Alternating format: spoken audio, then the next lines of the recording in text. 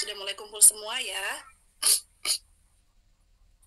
Masih sih, hampir berapa nih? 24-an lagi ya, dari 71 mahasiswa. Barusan ada meeting, jam pertama.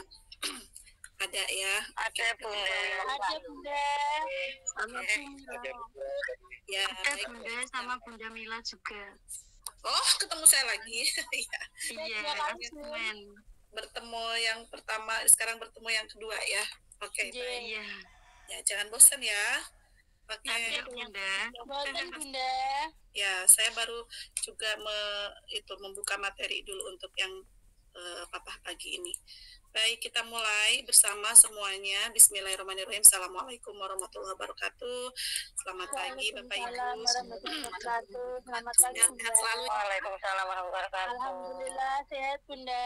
Alhamdulillah, senang sekali mendengarnya. Salam semangat selalu untuk kita semuanya yang saya hormati dan tentu saja sangat saya banggakan Bapak Ibu semua kelas 1F ya yang tergabung. Terima kasih sudah hadir pada jam kedua di pekan atau minggu hari ini. Sudah 2 pekan kita asinkronus terus ya. Kita lanjutkan materinya untuk mengejar materi-materi kita, tapi tidak terlalu ketinggalan karena saya sudah setting memang untuk kelas RPL ketika on off pun materi tetap bisa tersampaikan optimal semuanya begitu. Nah, baik, untuk memulai aktivitas perkuliahan kita baca basmalah bersama. Bismillahirrahmanirrahim. Semoga penuh keberkahan ya. Yuk, kita mulai di konsep dasar pendidikan anak usia dini. Masuk di materi berikutnya, kita akan kenalan dengan para suhu ya, atau para ahli dalam bidang pendidikan anak usia dini. Karena ini kan konsep dasar PAUD ya.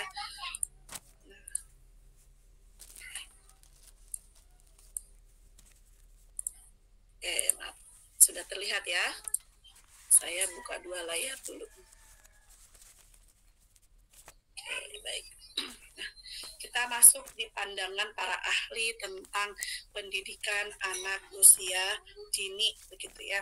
Jadi para ahli yang dari berbagai negara di dunia yang memberikan perhatian sangat besar gitu ya, kepedulian yang sangat besar kontribusinya di dunia pendidikan anak usia dini, sehingga lahirlah pandangan-pandangan yang diyakini memberikan kontribusi, kemudian menjadikan ciri dari pendekatan yang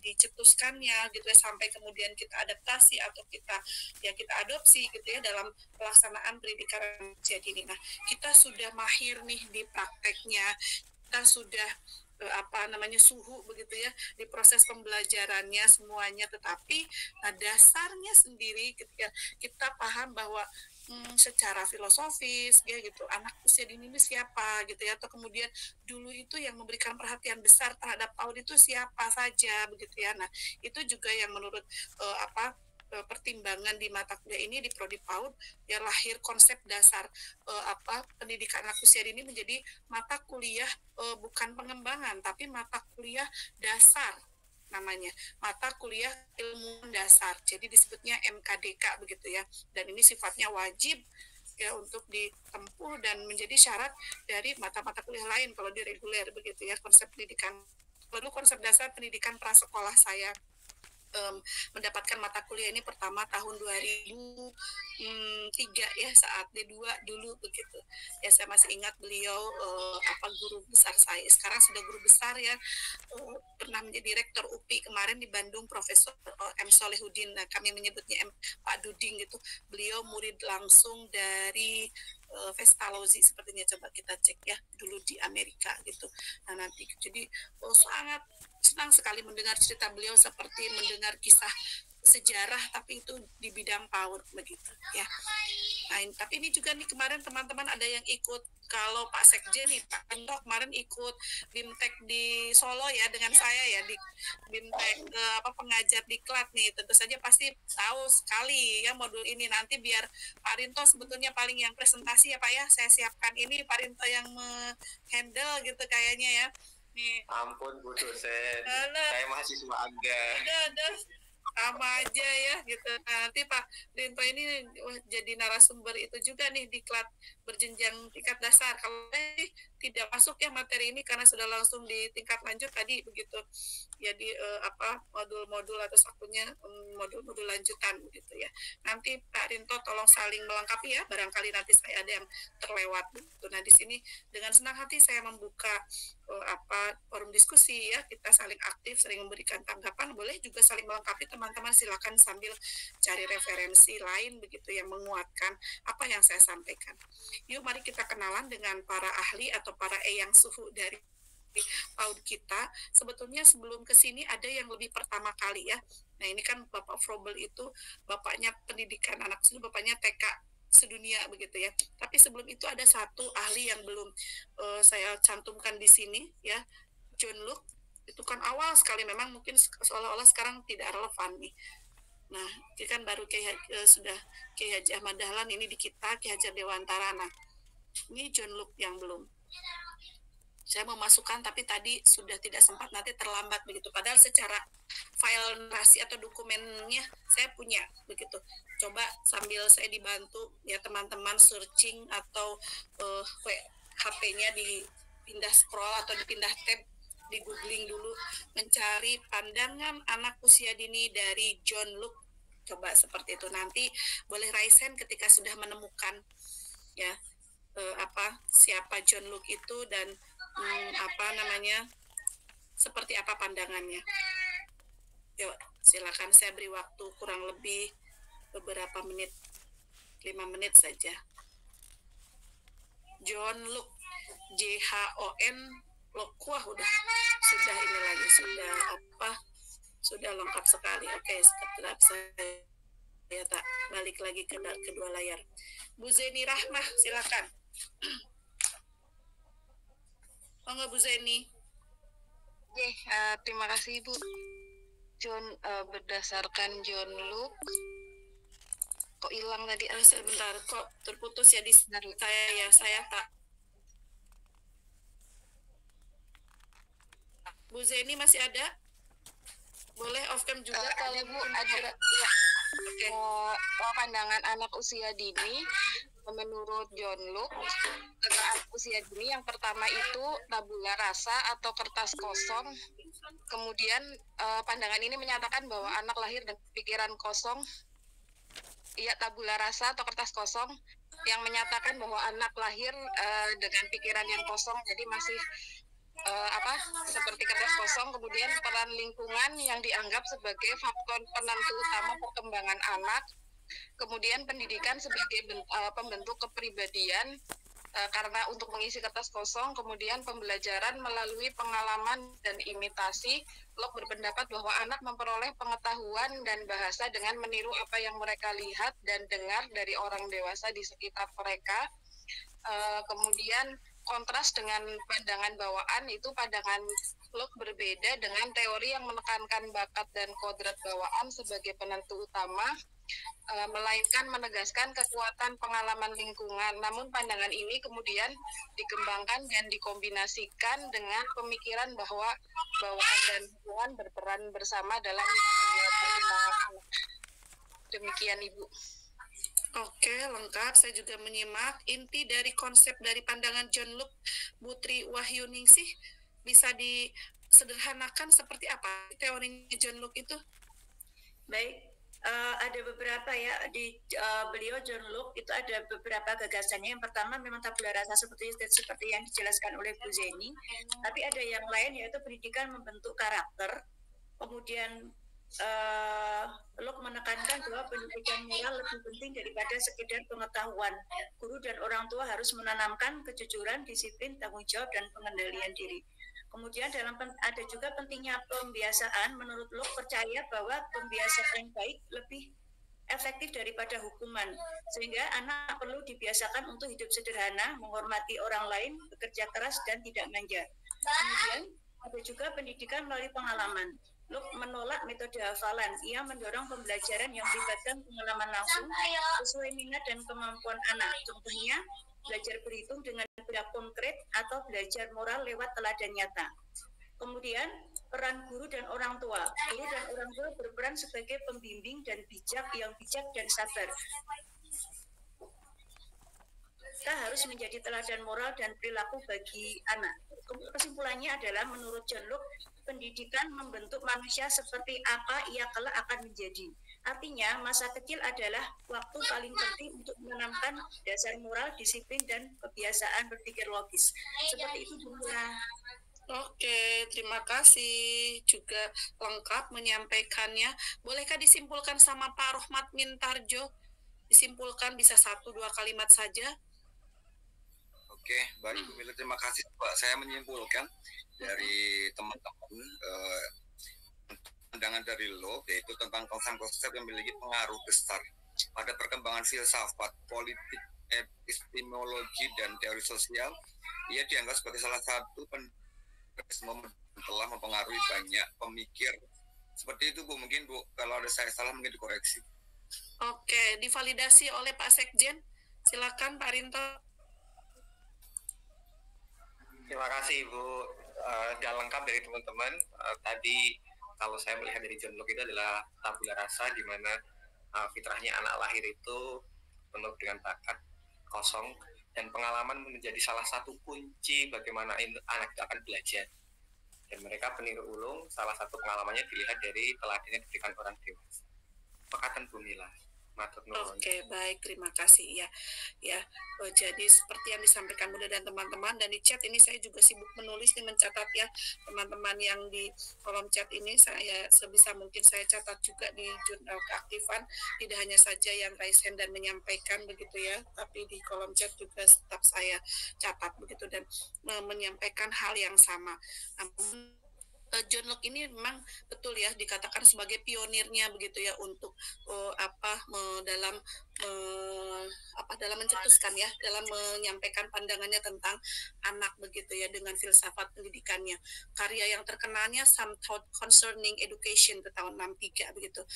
Di sana intinya bagaimana melihat anak itu dari sudut yang betul-betul sisinya empirisme gitu ya. Tadi gagasan utamanya sudah dijelaskan banyak, tapi yang paling utama itu kalau kita kenal John Locke itu dengan teorinya tabula rasa. Tabula rasa itu apa? Kertas kosong tadi ya, seperti yang disampaikan Bapak Ibu semuanya gitu. Tabula rasa itu kertas kosong. Jadi anak-anak itu tidak memiliki kemampuan apa-apa begitu katanya. Ya, mungkin kalau di Muslim sejenak kita melihat bahwa sebenarnya sama persis apa yang disebutkan bahwa anak-anak itu lahir ke dalam keadaan fitrah, tapi fitrah yang dimaksud ini kan lahir dalam keadaan suci, tidak membawa dosa apapun gitu ya. Tapi John Locke di sini tabula rasa itu bahwa pikiran anak saat lahir kosong, belum berisi apa-apa, pengetahuannya potensinya tidak ada begitu ya. Nah, maka perlu diisi, perlu diajari begitu ya, perlu ya kita orang dewasa dan lingkungan lah yang perlu sekali mengisinya. Nah, dari beberapa pendapatnya tersebut memang mendapat beberapa kritisi begitu ya yang terkait dengan teori perkembangan, teorinya nativisme begitu ya, bahwa yang menyatakan bahwa anak ini memiliki bakat kok, memiliki mekanisme kok, ya memiliki potensi yang ada begitu ya. Nah, itu yang menjadi sebetulnya hal yang cukup diperdebatkan gitu setiap kapan saya dulu mendapatkan materi ini begitu tentang tabula rasa ini, dikatakan konteksnya masih negatif kok karena anak dipandang tidak punya apa-apa, padahal anak itu sebetulnya lahir dengan membawa semua potensi, baik itu potensi kecerdasannya. Nah, maka memang perlu stimulasi tadi dari lingkungan, perlu stimulasi dari orang dewasa, perlu banyak pengalaman begitu. Nah, maka untuk mengoptimalkan potensinya tadi perlu pembiasaan ya, perlu diajarkan begitu ya, pengalaman yang kaya, tapi juga pendekatan yang lembut seperti itu. Kemudian kebebasan dan kemandirian juga perlu dilatih sehingga anaknya bisa nanti mampu bertanggung jawab ya, bukan sepenuhnya patuh secara buta seperti itu. Itu di teorinya John Locke. Dan ya kalau kita memandang bahwa tidak hanya tabula rasa itu tidak seperti kertas kosong, dulu tidak sepakat begitu, tapi ketika memandang kertas kosong ini artinya potensi itu perlu perlu dioptimalkan oleh tadi peran orang dewasa, lingkungan, pengalaman yang kaya begitu ya, pembiasaan dan role model yang tepat dari orang tua itu menjadi hal yang tepat seperti itu ya. Oke, terima kasih Bapak Ibu untuk aktifannya mencari pandangan para ahli dari teorinya John Locke. Terima kasih juga yang teman-teman yang masih menuliskan di chat ya. Kita lanjut ke, nah ini ya, Friedrich Wilhelm August Froebel, atau kita lebih kenalnya dengan yang mengatakan bahwa ini Eyang Froebel begitu ya. Eyang Froebel inilah yang menjadi eyangnya Taman Kanak-kanak ya, Bapak TK sedunia gitu. Coba saya boleh minta dibacakan oleh Bu Eka Setianingsih pandangannya Froebel. Dibaca ya Bun, kok kelihatannya kecil sekali. Oke, kecil sekali ya. Terlihatkah seperti ini? Karena saya tidak ingin, maksudnya kenapa banyak tulisan, karena biar bunda-bunda kalau tidak lagi dengan saya, misalnya dibaca sendiri tuh penjelasannya juga dapat gitu ya. Kalau kata kuncinya saya takutnya bundanya lupa. Makanya ini sudah terlihatkah? Sampun Bun. Oke, silakan. Yuk. Froebel adalah pendiri kindergarten atau taman kanak-kanak yang mengembangkan Kindergarten ya.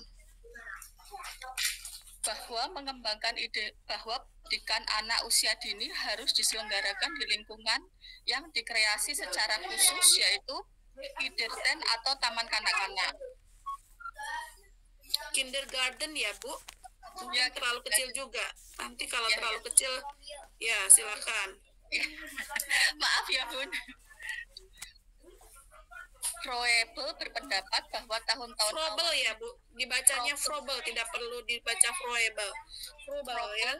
Ya. Froebel berpendapat bahwa tahun-tahun awal kehidupan seorang anak adalah yang paling penting dalam pendidikan anak dan meletakkan dasar bagi semua pembelajaran nanti. Anak-anak, ia berpendapat, belajar terbaik melalui aktivitas diri, berbicara, dan bermain. 3 prinsip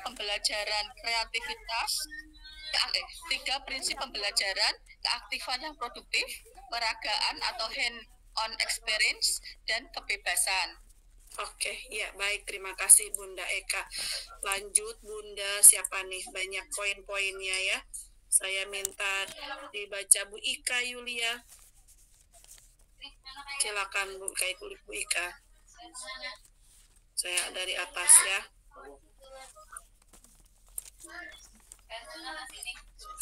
Silakan Bu Ika. Ya, lanjut Bu Ika. Adalah ya. Lanjut atau dari atas ini Bun? Lanjut Bu. Ini slide saya sudah itu kan? Ya. Anak sebagai belum muncul di saya Bun. Oh, belum muncul. Di Bapak Ibu slide-nya sudah berpindah ke mana nih? Ini slide keempat kan?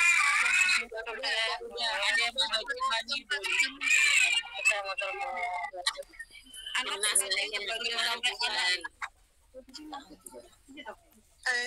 maaf di tempat saya belum. Oke, Bu Fiona. Ya, boleh Bu Fiona dibantu? Baik Bunda, saya bantu bacakan. Anak sebagai makhluk ilahi dan ciptaan Tuhan. Froebel percaya bahwa setiap anak adalah ciptaan Tuhan yang unik dan memiliki nilai luhur. Anak membawa potensi rohaninya yang harus dihormati dan dipelihara oleh orang dewasa. Yang kedua, anak sebagai makhluk aktif dan kreatif. Berbeda dengan pandangan lama yang melihat anak pasif, Froebel menekankan bahwa anak sejak lahir memiliki dorongan alami untuk bereksplorasi, berkreasi, dan mengekspresikan diri. Mereka belajar dengan cara aktif, bukan sekedar menerima. Yang ketiga, bermain sebagai sarana utama belajar. Froebel menekankan pentingnya bermain sebagai kegiatan paling alami bagi anak. Melalui bermain, anak belajar memahami dunia, mengembangkan keterampilan sosial, emosional, intelektual, dan fisik. Inilah dasar mengapa ia menciptakan alat permainan edukatif atau Froebel Gift and Occupations. Sudah Bunda? Ya. Selanjutnya yang keempat, anak berkembang secara bertahap dan alami. Froebel memandang perkembangan anak mirip dengan pertumbuhan tanaman di taman. Anak harus dirawat, disirami dengan kasih sayang, dan diberi lingkungan yang kondusif agar potensi mereka berkembang sesuai tahapannya. Oke, good. Wah, luar biasa mendengar Bu Violeta membaca, rasanya merdu sekali begitu ya. Terima kasih, Bunda. Serak-serak kodok. belum belum balik-balik suaranya masih seperti ini. Kan minum air hangat udah. Kayak berpuisi ya, Bu. Betul. Tapi memang cara seperti itu strategi ketika kita melakukan presentasi, jadi seolah tidak membaca padahal membaca gitu ya. Jadi kalau belajar sama Bu Violeta, bagus ya. Terima kasih. Tepuk tangan buat Bu Violeta. Ya, terima kasih sudah beri apresiasi. Bisa di itu ya, bisa dicontoh begitu. Oke, baik. Terima kasih Bu Violeta, tadi sudah dijelaskan sebetulnya, makanya ini saya siapkan selengkap mungkin begitu ya, sehingga bunda-bunda dengan membaca seperti Bu Violeta itu sebetulnya sudah bisa dipastikan paham begitu ya. Bapak atau Eyang Froebel itu ya eyangnya teman kanak-kanak sedunia. Tadi anak-anak itu dipandang sebagai makhluk yang unik, yang seperti tanaman, mereka perlu dirawat, perlu disiram begitu ya, tumbuh bertahap. Nah, seperti itu. Nah, maka dengan pandangan-pandangan seperti itu yang membawa kita memberikan atau memberikan layanan fasilitasi, memberikan proses pembelajaran dengan menjalankan prinsip-prinsip pada kegiatan yang sangat bermain aktif gitu ya, karena memang ya betul gitu ya, sejak zaman dulu loh gitu ya, suhu-suhu ini sudah meyakini hal tersebut. Maka kalau kita kemudian melaksanakan pembelajaran yang meminta anak duduk tenang ya, duduk rapi selama hampir setengah jam, ya aduh itu sama saja dengan memenjarakan anak begitu ya. Duduk rapi baru 5 menit atau 10 menit anaknya sudah beralih perhatian ya, karena mereka sudah ingin aktif ya, badan mereka sudah tidak bisa menahan untuk terus bereksplorasi. Usia mereka itu sebuah penjara begitu ya, kalau bisa dikatakan seperti itu. Maka berikan atau sajikan proses pembelajaran yang ketika menurut Froebel ini menjadi sebuah taman ya gitu, seperti makanya melahirkan istilah tadi kindergarten begitu ya, taman kanak-kanak, tamannya anak-anak yang saat ini mereka sedang bereksplorasi ya, waktunya untuk banyak berkreasi. Jadi jangan sampai LK-nya mewarnai lagi ekspresi apa, kreasi apa yang akan ya didapatkan dengan mewarnai. Toh warnanya harus biasanya sama ya, belum lagi harus sesuai dengan garis. Kalau enggak bu gurunya nanti bilang itu keluar garis, padahal saat itu anak masih berekspresi mungkin di satu kertas besar, di satu papan tulis besar. Nanti kalau mereka sudah bisa mengontrolnya, mereka juga bisa tuh mewarnai di garis-garis yang sudah mulai terkontrol, di ruang-ruang yang terkontrol, bagaimana mewarnai mungkin rumah, bagaimana mewarnai gunung dan semuanya begitu ya.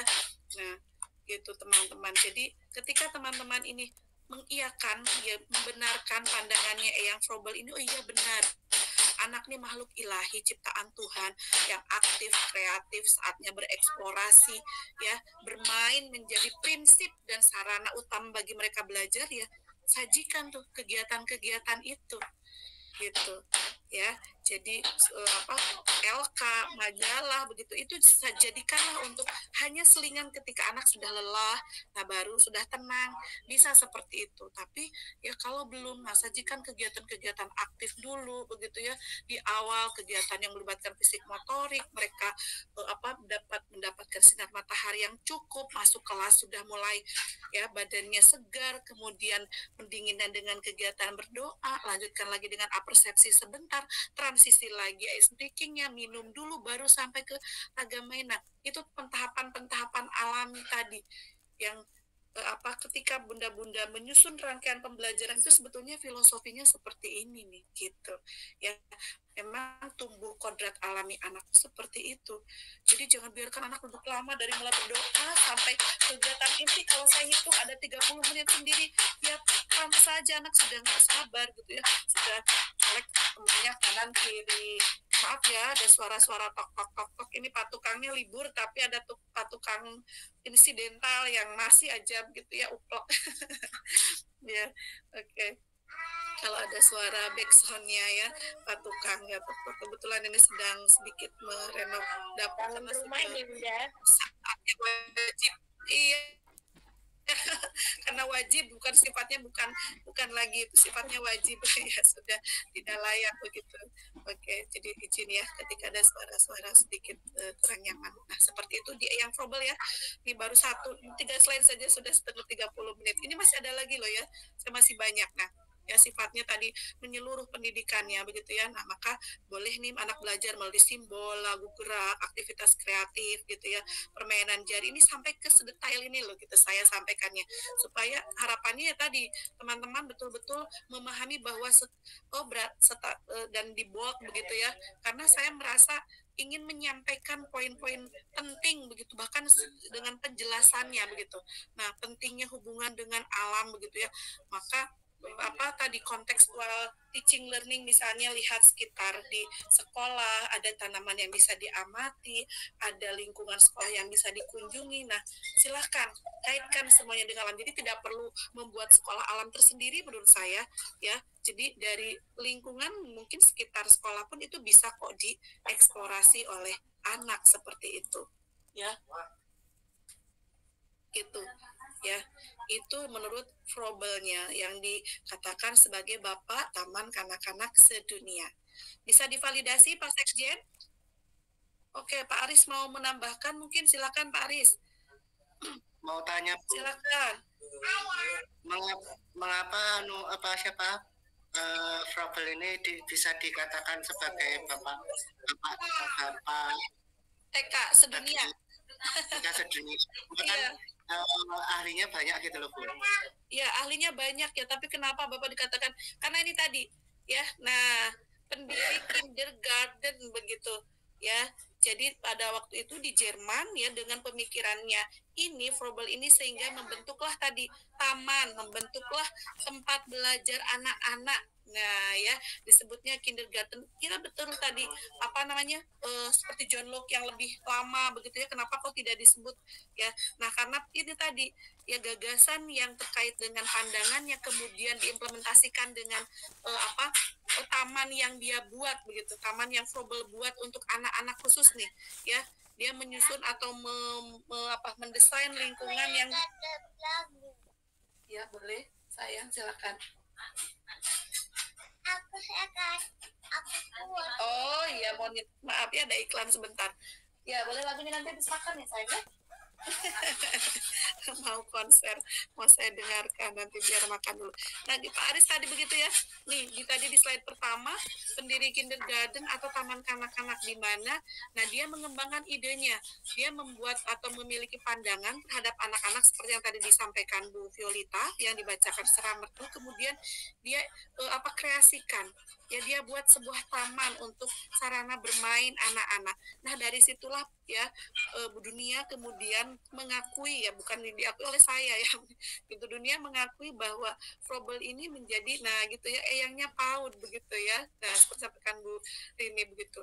Kenapa kok yang Froebel? Ya dunia sih yang mengakuinya begitu, kita semua mengikuti ya, seperti itu.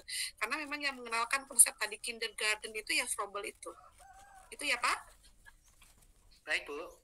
Oke, divalidasi sama Pak Sekjen. Lagi, silakan Pak. Bagaimana kata instruktur saat itu, siapa instrukturnya? Mana Pak Rinto? Oke. Halo Bu. Ya, betul. Salah satu tokoh yang terbahas di konsep dasar PAUD adalah Mbah Kakung Froebel ya. Beliau dijuluki sebagai Bapak TK atau kindergarten karena mengkonsep sekolah tempat bermain untuk anak-anak usia dini itu. Beliau salah satu penggagas yang kayak tempatnya gitu. Jadi Bapak TK, karena yang menggagas tempat untuk pembelajaran kindergarten atau TK itu beliau. Oke, nah begitu Pak Aris dan Pak Rohmat ya beserta Bapak Ibu yang lainnya. Nah, terima kasih sudah divalidasi oleh Pak Sekjen ini yang mendapatkan juga materi langsung ya dari kemarin BIMTEK-nya Diksar begitu ya. Oke, lanjut ya kita ke siapa nih Eyang, siapa lagi setelah Pak Eyangnya Frobel. Nah, oh ini terakhir ya simpulannya. Jadi Froebel memandang anak sebagai makhluk tadi sudah ya aktif, kreatif, dan spiritual yang belajar, terutama mulai bermain, aktivitas kreatif, dan interaksi dengan alam. Intinya anak itu perlu dirawat seperti tanaman di taman. Nah, agar tumbuh sesuai kodratnya dalam lingkungan penuh kasih sayang. Dan itu ya sangat benar sesuai dengan prinsip-prinsip kita di TK begitu ya. Maka TK ini hadirnya semoga menjadi betul-betul menjadi taman. Karena menjadi taman itu kan penuh dengan ya tanaman yang indah, masing-masing dengan jenisnya, masing-masing dengan cara merawatnya yang berbeda. Mungkin bunga anggrek dengan bunga mawar dengan bunga lainnya kan akan berbeda cara perlakuannya. Mereka memiliki keindahan yang berbeda yang bisa dinikmati juga. Nah, seperti itulah ya kira-kira analoginya. Oke, next kita lanjut ke yang siapa lagi nih? Nah, ada Gigi Russo begitu ya. Ini dari seorang filosof juga dari Prancis begitu ya. Nah, tahun 1762 sebetulnya lahirnya 1712 begitu. Nah, Rousseau ini saya langsung saja biar karena tidak terasa kok satu jam itu ya. Rousseau ini mengemukakan bahwa anak harus dididik sesuai dengan tahap perkembangannya. Sebetulnya hampir sama ya seperti yang tadi yang siapa Froebel tadi ya, dan tidak boleh dipaksa ya mempelajari sesuatu yang belum siap katanya gitu ya. Jadi ya kita cermati teman-teman, kita harus lebih peka melihat kesiapan apakah anak ini sudah bisa diberikan. Misalnya contoh yang paling konkret saja yang sering kita temui, anak sudah belajar menulis memegang pensil ya, menuliskan atau menebalkan titik-titik, membentuk huruf, misalnya ada praktek-praktek seperti itu masih ya, padahal bisa jadi anak itu masih butuh mencoret-coret di ya kertas yang sangat lebar begitu ya, di papan dengan media apapun, meremasnya saja masih belum ya, masih belum kuat sekali begitu. Ini sudah dipaksa memegang seperti ini gitu. Nah, itu kan tidak sejalan dengan prinsip yang Rousseau tadi begitu ya. Menurutnya harus dilihat perkembangannya. Maka kalau dulu di sentra nih kan sangat terlihat ya tahapan-tahapannya, tahapan menggunting ya kan ada ya, masih ingat tahapan kemudian mulai dari bermain balok saja begitu, tahapannya melipat sampai tahapannya mencoret itu pun ada begitu teman-teman. Nah, itulah yang mengisyaratkan bahwa kita tidak bisa memaksa anak untuk naik level begitu kalau dia belum bisa di level yang dia sekarang bisa dulu begitu. Jadi pastikan juga mungkin perlakuannya akan berbeda setiap individu tersebut ya begitu. Nah, maka konsep pembelajaran yang menyatu dengan alam tadi hampir sama seperti Froebel, dan pengalaman nyata ya, learning experience-nya begitu ya, hands on experience-nya menjadi ciri utama pemikiran Rousseau. Ya, nah Rousseau juga merupakan pelopor gagasan yang membebaskan, pembelajaran yang berpusat pada anak, bukan ditekan, bukan untuk dipaksa seperti itu. Ya, ini di ayatnya Rousseau ya. Ini belum saya tambahkan selengkap yang tadi begitu ya, kasih saya berupa screenshot dari modul-modulnya begitu. Nanti wordnya saya tambahkan lagi di spanduknya ya untuk melengkapi. Itu di yang Rousseau. Ada juga nih Pestalozzi. Nah, sama juga ya, didik dari Swiss. Nah, Pestalozzi juga sama nih ya, sebagai ahli yang dikenal di dunia dan dikenal juga dengan pembaharu pendidikan khususnya dalam bidang pendidikan anak usia dini. Nah, pendekatannya 5H. Kalau kita ada 5W 1H. Kalau ini 5H ya. Head, heart, ya hand, health, dan harmoni gitu. Jadi memandang bahwa pendidikan itu harus yang menyeluruh, harus mencakup begitu ya, yang terintegrasi semuanya, bagaimana aspek kognitifnya, aspek kalau kita afektifnya hati itu ya, kemudian motornya psikomotor begitu ya, kemudian kesehatannya dan keselarasan hidup itu. Nah, maka pendekatan-pendekatan yang tadi berbasis pada perkembangan ya, kemudian bagaimana sikapnya, pengetahuannya, keterampilannya, kan kita dulu di K13 ada itu ya, sikap, pengetahuan, keterampilan. Yang di tujuan penelitian di taksonomi Bloom juga ya juga tujuan-tujuan pembelajaran itu pasti akan mengerucut pada peningkatan atau capaian dari sikapnya bagaimana, tujuannya bagaimana, keterampilannya bagaimana, efektifnya bagaimana. Sama seperti kami menyusun kurikulumnya untuk bunda-bunda, bapak ibu semuanya di perguruan tinggi, ya harus ada pengetahuan, sikap, pengetahuan, keterampilannya ada keterampilan khusus dan keterampilan umum. Ya, jadi dulu SP, U, KK dan KU dan KK. Itu kami rumuskan satu prodi PAG PAUD di seluruh Indonesia. Kami bernaung dalam organisasi asosiasi PG PAUD Indonesia. Nah, itu merumuskan tuh sikapnya untuk jadi calon guru PAUD itu apa sih? Oh, yang pertama tetap beriman bertakwa kepada Tuhan Yang Maha Esa. Memiliki sikap apa? Empati, ya, passionate terhadap anak, seperti itu. Banyak sikapnya, ada 9. Pengetahuannya ada 14. Keterampilannya ada 19. Keterampilannya juga nanti ada banyak, keterampilan umum dan khusus. Nah, termasuk di mengetahui konsep dasar PAUD itu menjadi sikap, pengetahuan, dan keterampilan umum yang harus bunda-bunda, sehingga nanti bisa memiliki sikap visioner, bisa memiliki sikap empati untuk penyelenggaraan pendidikan anak usia dini. Sebetulnya ya selaras juga dengan konsepnya Pestalozzi ini, begitu ya. Tinggal ditambah healthy-nya, tinggal ditambah harmoninya. Sejalan dengan prinsip apa sih kalau di PAUD ada pendekatan kita di Indonesia, ada kebijakan apa, Bun?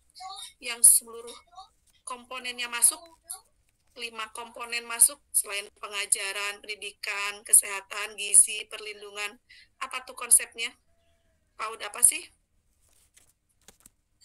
PAUD HI. HI, Bunda. Ya, tepat, Bu Zeni. PAUD HI. Ya, nah gitu ya. Pemerintah mencanangkan betul PAUD HI ya. Saya mendapatkan materi langsung dari penggagas utama dari PAUD HI, beliau Profesor Dr. Fasli Jalal, kebetulan guru saya waktu semester kemarin di S3 ini. Wah, yang luar biasa, karena beliau juga basisnya adalah dokter spesialis saraf begitu, jadi dan meneliti sarafnya anak-anak sebagai cucunya beliau sendiri begitu ya. Nah, jadi berangkat dari situ tuh kajian teoretis dan sangat klinisnya begitu ya. Nah, jadi karena dulu kan beliau juga pernah menjadi menteri ya kalau dulu gitu di era Pak SBY kalau tidak salah. Nah, itu. Jadi salah satunya kalau saya cermati ke konsepnya Pestalozzi ya bisa jadi sama begitu ya. Bagaimana kognitifnya, health-nya ya, kemudian health dan harmoninya ini semua terintegrasi kalau di kita ya di PAUD HI itu juga kok. Ya, dan dia memandang bahwa anak bukan sekedar objek yang harus diisi ya oleh pengetahuan saja, tetapi juga memiliki potensi, kebutuhan, dan martabat yang harus dihormati. Ya, begitu. Baik, itu menurut Pestalozzi. Sudah berapa nih? Ada John Locke, ada Froebel, ada Rousseau, ada Pestalozzi, ya. Ada banyak begitu. Nah, ini sudah ya. Ternyata saya tambahkan di Pestalozzi. Sama ya, individu yang unik, kekuatan kodrati untuk berkembang ya, nih menekankan ini. Saya bacanya juga nggak tahu nih